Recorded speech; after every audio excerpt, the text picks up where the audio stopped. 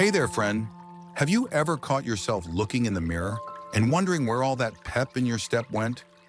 Maybe you used to bounce out of bed ready to take on the day, and now it feels more like you're negotiating with your knees just to make it to the coffee pot. Trust me, you're not alone. I've been there too, and so have millions of folks just like us. The truth is, as we hit our 60s, 70s, and beyond, it's easy to feel like time's playing a little trick on us, slowing us down when we're not quite ready to take the slow lane. But here's the good news. It doesn't have to be that way. There's a little secret, a trick, really, that about 70% of seniors miss out on, and it's all about staying young, not just in years, but in spirit, energy, and that twinkle in your eye. Now, I'm not talking about some magic potion or a fountain of youth hidden in your backyard, though wouldn't that be nice? No, this is about something simple, something you can start doing today, and it's been right under our noses all along.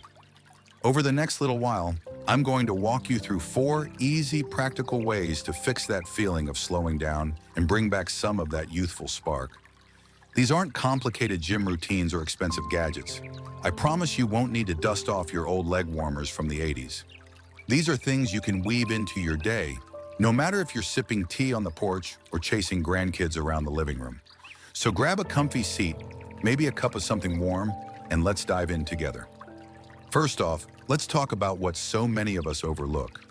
And it's not because we're forgetful, though I'll admit I've walked into a room and forgotten why more times than I'd like to count. It's about listening to our bodies in a way we might not have thought about before. You see, as we get older, we tend to push through little aches or tired moments because, well, that's what we've always done. We raised kids, worked long hours, kept the house running. Stopping wasn't an option, but here's the trick. Slowing down just enough to tune in can actually help us feel younger. It's not about giving up, it's about giving ourselves a chance to recharge. Think of it like your old reliable car. You wouldn't keep driving it on empty, right? You'd fill up the tank. Our bodies are the same way. So how do we do that? One way is to build in tiny pauses throughout the day. I'm not saying you need to nap for 3 hours, though if you can swing that, more power to you. It's more about taking 5 minutes here and there to breathe deep, stretch your shoulders, or just sit still and let your mind settle. I started doing this myself a while back after a friend told me she'd been feeling like a new person just by stepping outside for a quick breather every afternoon. At first I thought, 5 minutes? What's that going to do? But let me tell you, it's like hitting a reset button. One day I was feeling stiff after gardening. My back was grumbling louder than my stomach at dinner time, and I just stood there, closed my eyes, and took 10 slow breaths. By the time I opened them, I swear I felt 10 years lighter. It's not fancy, but it works. And the best part? You can do it anywhere. Waiting for the kettle to boil, sitting in the car before you head into the store, even watching the birds out your window. Now, if pausing sounds too simple to make a difference, stick with me, because it ties right into something else we're going to explore. Moving in a way that feels good, not forced. So many of us think staying young means we've got to run marathons or lift weights like we're training for the Olympics. And sure, if that's your thing, go for it. But for most of us, that's about as appealing as a cold bowl of oatmeal. The real trick here is finding movement that you actually enjoy, something that gets your blood flowing without making you dread it. For me, it's a little stroll around the block. Not too fast, not too far, just enough to feel the sun on my face and wave at the neighbors. Sometimes I'll put on an old tune, like Elvis or the Beatles, and sway around the kitchen while I'm cooking. My grandkids caught me once and thought I'd lost my marbles, but they ended up joining in, and we had a dance party right there by the stove. The key is to make it yours. Maybe you love gardening. Bending down to pull weeds or water the roses is movement too, you know. Or maybe it's stretching out on the floor with a little twist to loosen up that stubborn back. I heard from a friend named Betty who swore by her water aerobics class. She said it felt like floating and exercising all at once, and she hadn't had that much fun since her honeymoon. Whatever it is, start small, 10 minutes a day, and let it grow from there. You'll be amazed how much younger you feel when your body's happy to move instead of groaning about it. And it's not just about your muscles, it's your mood too. There's something about a little wiggle or a walk that lifts the fog and brings back that spring in your step. So we've got pausing to recharge and moving in a way that fits you. Two pieces of this puzzle already.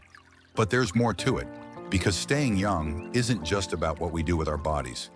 It's about what's going on up here, in our heads. And that's where we're headed next.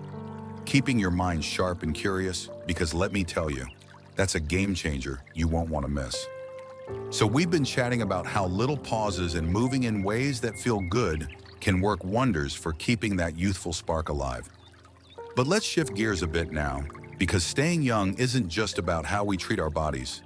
It's about what's happening in that marvelous mind of ours. I mean, think about it. When you were a kid, everything was new and exciting, right?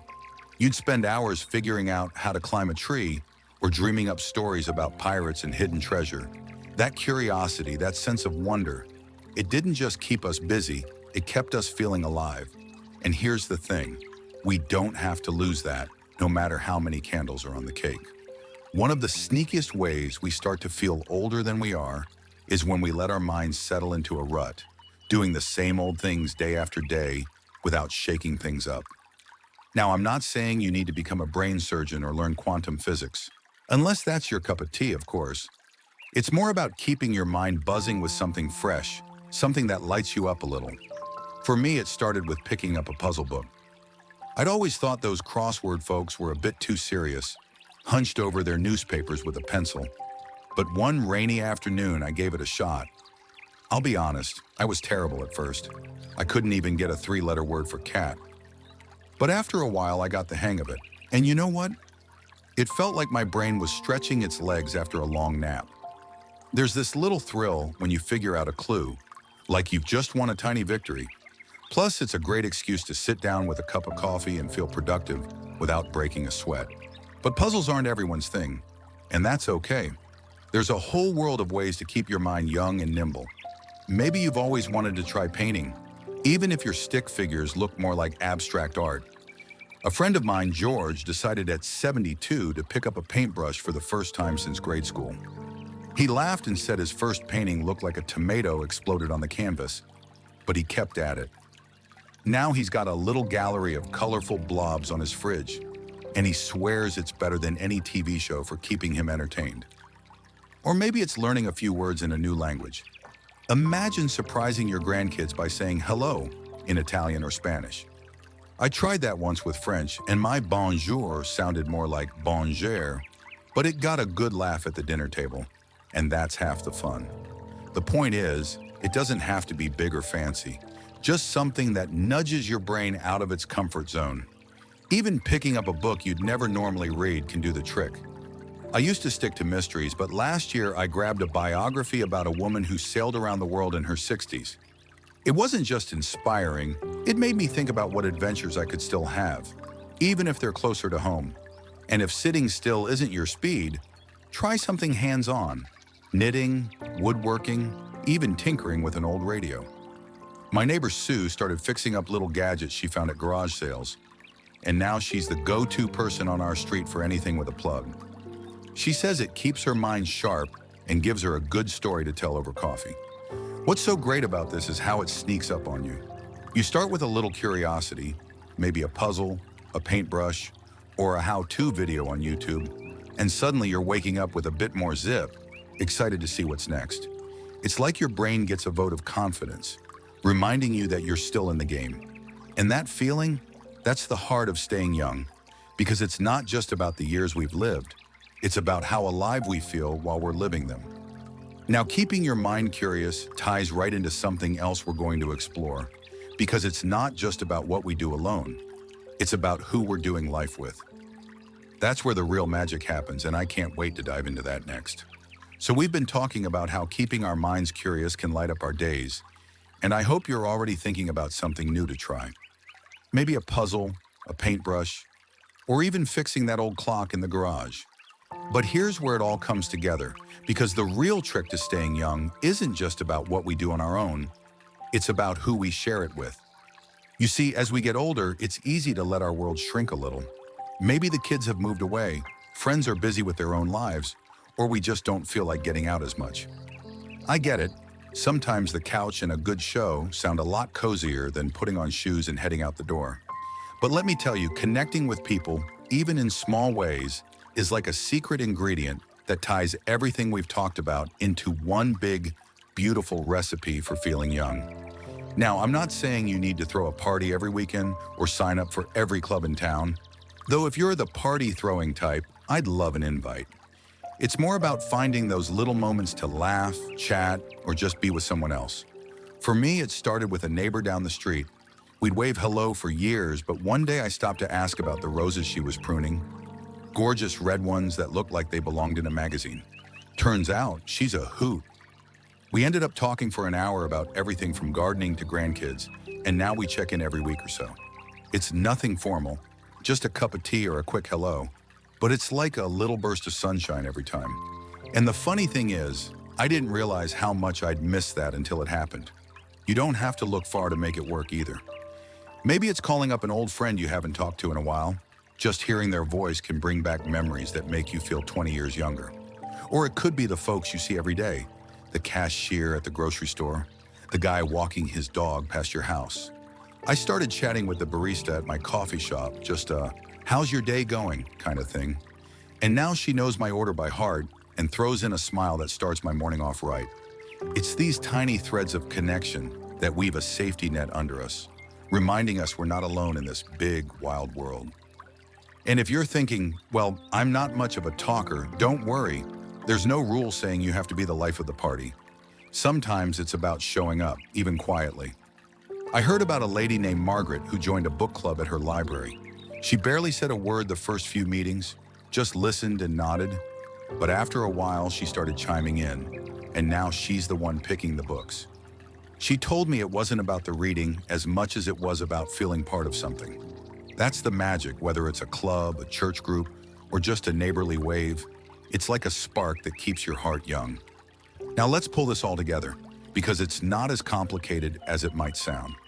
We've talked about giving ourselves those little pauses to recharge, moving in ways that feel good, keeping our minds curious, and now connecting with the people around us.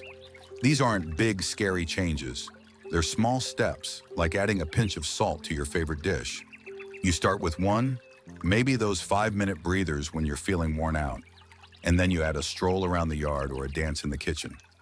Before you know it, you're flipping through a crossword or chatting with the mail carrier, and suddenly you're waking up with a little more bounce, a little more you than you felt yesterday.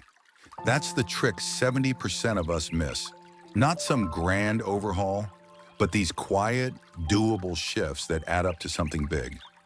I want you to know you've got this. It's not about being perfect or turning back the clock to your 20s. Goodness, I don't think I'd want all that energy back anyway. I'd probably just waste it on bad haircuts again. It's about living your days with a bit more joy, a bit more lightness, no matter where you're at. So try one of these out this week. Take a pause, wiggle to a song, pick up something new, or say hi to someone and see how it feels. I'd love to hear how it goes for you, so drop a comment below and let me know. Maybe you've got your own trick for staying young. I'm all ears. And if you enjoyed this, give the video a little like. It helps more folks like us find it, and hit that subscribe button for more ideas to keep us thriving. Here's to living our best lives at any age. Cheers to you, my friend.